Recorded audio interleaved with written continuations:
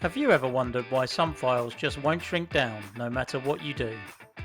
Let me introduce you to the View Details feature in NXPowerLite Desktop 11. It comes in handy in a couple of ways.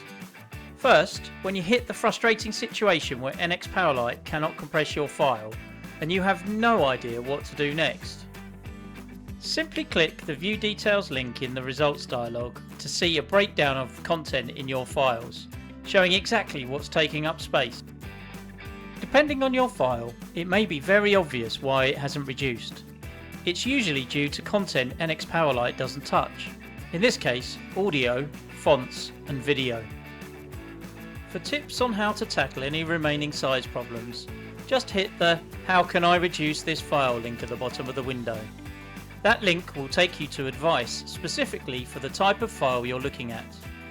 For instance, we'll show you how to unembed the 6 MB of embedded fonts from the PPTX file we just showed, which instantly shrinks the file by 6 MB. The second scenario where View Details is helpful is when you are sent a large file and you want to know why it is so big. If the files are loaded into NXPowerLite, then hit the View Details button to launch it. Otherwise, just right-click the file and select View Details from the NXPowerLite Explorer menu.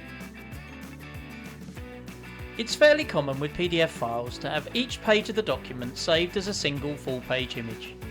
You can easily spot this by checking the number of images against the number of pages. If they are the same, it is likely to be a scanned PDF with full-page images for each page. In cases like this, the size per page figure is a good one to check.